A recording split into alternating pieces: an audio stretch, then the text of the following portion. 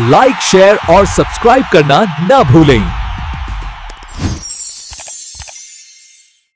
स्वाति ने इसी साल शहर के कॉलेज से पढ़ाई पूरी की है और अब उसके लिए जगह जगह से रिश्ते आने लगे हैं। स्वाति से ज़्यादा उसके रिश्तेदारों को उसकी शादी की चिंता है। इसीलिए जो भी स्वाति के घर आता वो किसी नए लड़के की खबर ज़रूर ले आता। अरे दीदी, ये फोटो देख के बताओ कैसा है। राहुल नाम है लड़के का, मेरी सहेली की बहन का बेटा है। अपनी स्वाति के साथ एकदम प्यारी जोड़ी लगेगी इसकी। ज़रा दिखाना, फोटो तो बढ़िया लग रहा है। कोई गलत आदत वादत तो नहीं है ना इसे? और कमाता कितना है? अरे कोई गलत आदत नहीं है दीदी, आप कहो तो एक मीटिंग करवा देती हूँ, फिर सब कुछ फाइनल कर लेना। हाँ, ये सही कह रही हो तुम। संडे को स्वाति के पापा भी घर पे ही रहेंगे। बुआ फिर वहाँ से चली जाती है और रात को स्वाति की माँ उससे कहती है, स्वाति बेटा, आज कमला बुआ ने एक लड़के की फ़ोटो दिखाई है। संडे को वो लोग मिलने आ रहे हैं, तैयार हो ना तुम बेटा।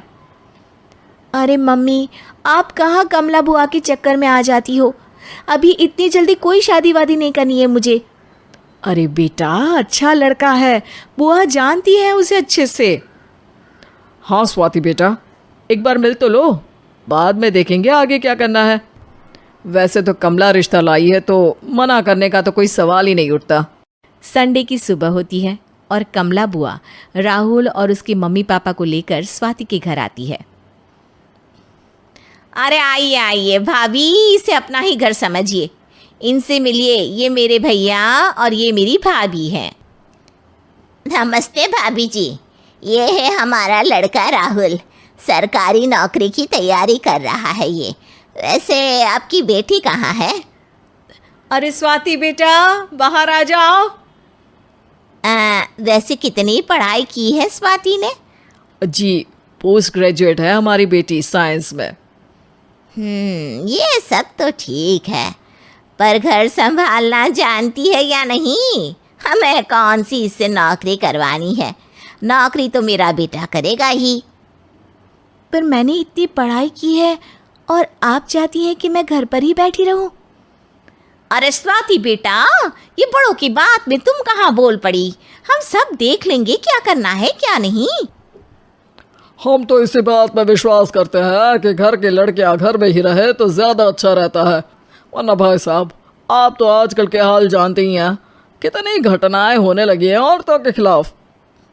स्वाति बेटा, रसोई का काम तो पूरा जानती हो ना? शादी के बाद तुम्हें ही संभालना है वो सब। अरे बहुत अच्छा खाना बनाती है ये, आप सब लोग इसकी तारीफ करते नहीं थकेंगे। लो भाई, हो गई मीटिंग, अब शादी की तारीख फाइनल कर लेते हैं, क्यों भैया? भाई, हम तो पंडित जी से चर्चा करने के बाद ही तारीख फाइनल करेंगे। सालों से हम उनकी बातें मानते हुए आ रहे हैं। लड़के वाले और कमला बुआ की बातें सुनकर स्वाति एकदम नाराज हो जाती है और उसे लगने लगता है कि शादी के बाद उसे घर पर ही बैठना पड़ेगा। लेकिन घर वालों के आगे उसकी एक नहीं चलती और उसे शादी के लिए हाँ कहना पड़ता है। शादी का दिन आ जाता है और सब मंडप में जमा होते हैं। अब फेरों का समय हो गया है, अब कन्या अपने वर से 7 वचन मांगेगी। आप किसी धार्मिक आयोजन में जाए तो मुझे भी ले जाएंगे। आप मेरे माता पिता का भी बराबरी से सम्मान करेंगे, हमेशा मेरा साथ निभाएंगे। आपको दोनों परिवार की जिम्मेदारियां बखूबी निभानी होगी। हर ज़रूरी बात में मेरी भी राय लेंगे। आप सभी गलत आदतों से दूर रहेंगे। आप मेरे अलावा किसी और औरत से कोई गलत संबंध नहीं बांधेंगे। ये 7 वचन पूरे हुए, वर क्या तुम्हें ये सारे वचन मंजूर है? जी हाँ पंडित जी, मैं सारे वचन अच्छी तरीके से निभाऊंगा। अरे वाह वाह, बढ़िया तरीके से सब काम संपन्न हो गया। तो इसी के साथ विवाह संपन्न हुआ और आज से ये दोनों पति पत्नी हुए। 1 मिनट पंडित जी, अभी एक वचन लेना बाकी है। अब कौन सा वचन है बेटा?